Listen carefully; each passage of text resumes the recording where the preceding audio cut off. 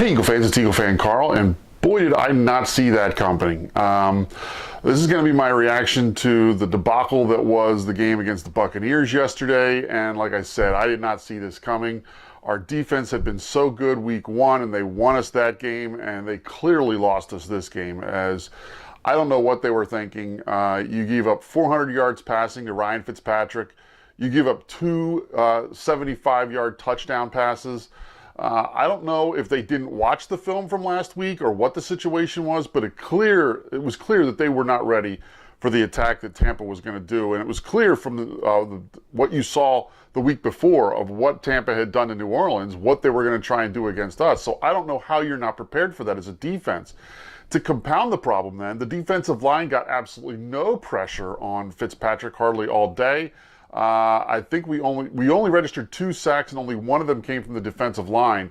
So, and that was early on when Fletcher Cox got to Fitzpatrick. But other than that, our DNs didn't have any sacks and got very little pressure on Fitzpatrick. And if you're going to give a guy like that all day to throw with the weapons he's got at his disposal, he's going to eat you up like he did yesterday.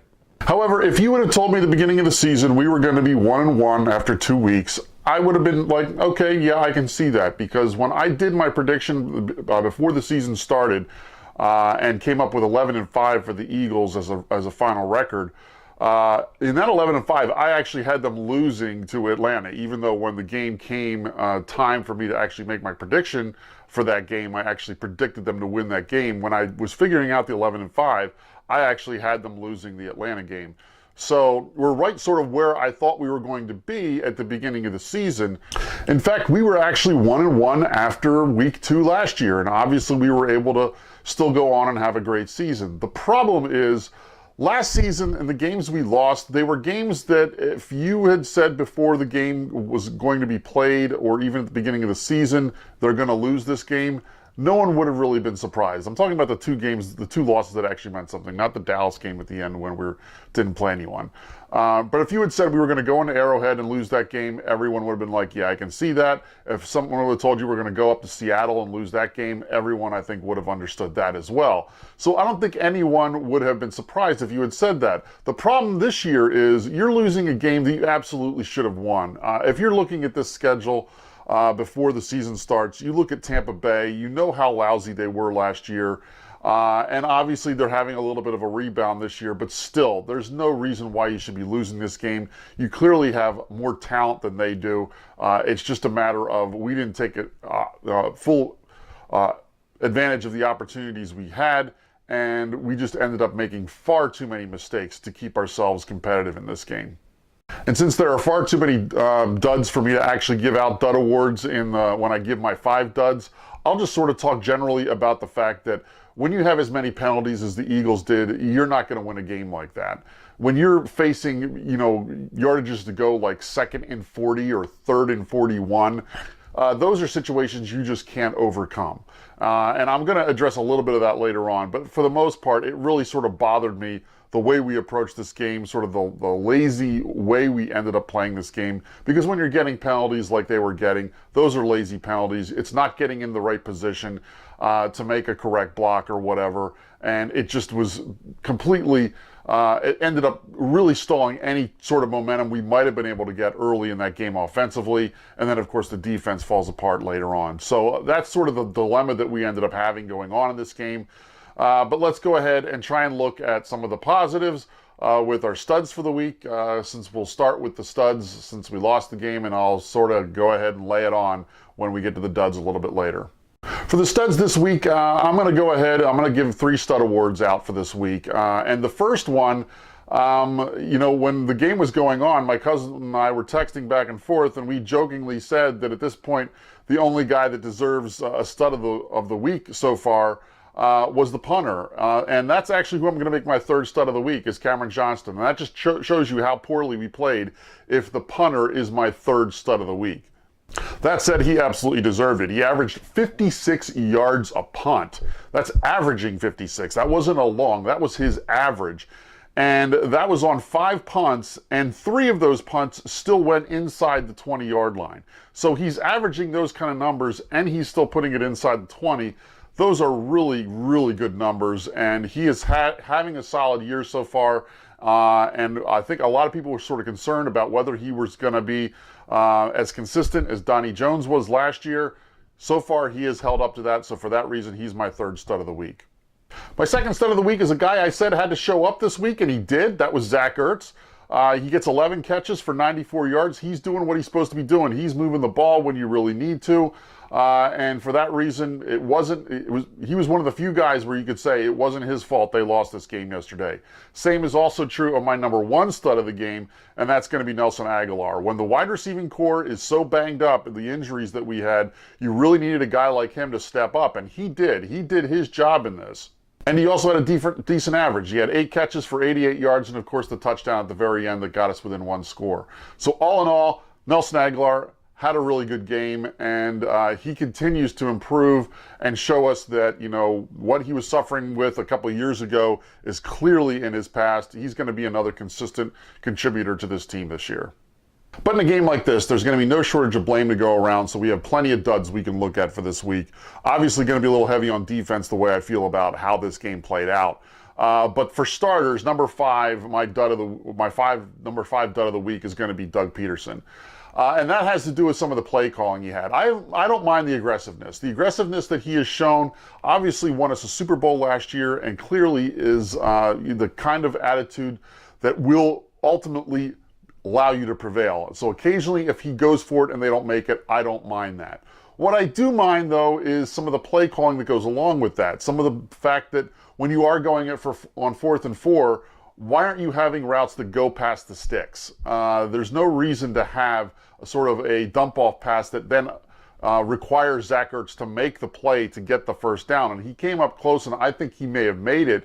They didn't challenge it, but I think he may have made it. But that being said, why are you running that pattern where it's going to be sort of underneath? You've got to have plays where all the routes go past 5 yards. There's no reason why you shouldn't have something like that in your repertoire for exactly this situation. So the fact that they didn't have, all the routes going to where the first down sticks were is just that's a problem, and there's a reason why you shouldn't call a play like that, and that's the reason. The other thing I'm going to criticize them for is when they did have that insanely long 2nd and 40, 3rd and 41 situation. He runs the ball on 2nd down and does the quick dump off on 3rd down. In my mind, in those situations, why aren't you trying on 2nd down to try and throw the ball and maybe try and draw a defensive holding call? Obviously, the referees were more than willing to throw flags in that game, so why not try and run some routes that maybe would encourage a defensive back to try and grab a guy so he doesn't get behind them, and then maybe try and draw a flag because it's not the 5 yards, you want the first down and have it reset, because that could have completely changed the way that whole thing plays out. The same with the 3rd down play. Why are you running a quick dump-off pattern? You're not going to get a guy who's going to end up getting 40 yards. If they do, then that's absolutely a terrible defensive breakdown. The more likely scenario is if you throw it a little deeper, you still might not get the 40 yards, but number one, you're going to get a lot better in the field position as it relates to that game. And the way that game was playing out early, that was important. And the other thing is, maybe you draw a pass interference call down the field, which once again brings with it an automatic first down. So I don't know why he's trying those things in those situations. I would at least try to see if you can have plays called that might then be able to draw a penalty that will allow you to get a first down and get out of such a terrible situation. My other problem with Doug Peterson really comes down to the way they handled the goal-to-go situation at the very end. You've got a 1st and goal at the 8-yard line with about 4.5 minutes left, and you run the ball 3 straight times up the middle. I can understand running it once to try and catch them off guard, but the clock is running and time is precious at that moment. You're down 2 scores, you need to score quickly and be able to allow yourself time to get the ball back. He doesn't do that. He runs 3 straight times, which keeps the clock running. Or even if you are going to run the ball, try and do an outside run so maybe your running back can get out of bounds and stop the clock if he doesn't get in. So the fact that you're running up the middle 3 straight times in that scenario is it's terrible, and I think it just ends up really costing you problems because of the time that you lose. If you would have the routes go into the end zone, you take 4 shots in the end zone to try and complete a pass. there's no reason why you can't try and do that and have some success. And I think they could have done that if they would have tried to do it 4 separate times.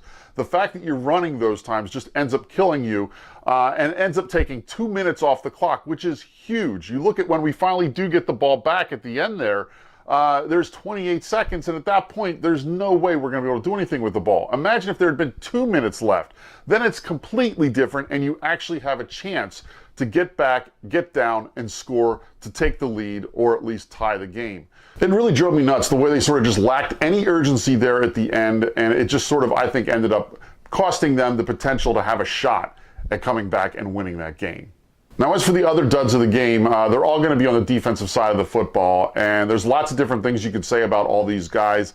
I'm just going to highlight a couple things or maybe one play that each guy did that really sort of got under my skin. Number 4 is going to be Ronald Darby. He takes a terrible angle against O.J. Howard when he has that long touchdown reception. Just absolutely brutal, and you can't let a guy like that get behind you. He doesn't have that much of speed that you should be able to get to him if you take the correct angle if you're Ronald Darby. My number 3rd dud of the week is going to be Jordan Hicks. On the same O.J. Howard play, he ends up completely missing a tackle. And that's, once again, that's sort of unforgivable in this situation. I understand you give up the completion. If you're a linebacker lined up against the tight end, that's going to happen. But you need to be able to make that tackle then and bring that guy down. The other play, when Howard then does score later in the game, in the last touchdown I think the Buccaneers scored, he's wide open in the back of the end zone. And Jordan Hicks is the guy that's closest to him. I'm guessing they're in some sort of a zone there. And there's just no way you can allow a guy like that to get that wide open in the back of the end zone. It's possible maybe it wasn't Howard's coverage, that it wasn't Hicks's coverage. But there's no reason why you should let a guy like that get that wide open. Hicks absolutely needs to make sure that the tight end is accounted for in that situation.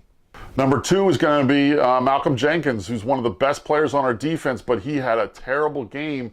On the big long O.J. Howard one, he ends up getting blocked off by a by a wide receiver. There's no reason he shouldn't be able to fight off that block and get to him.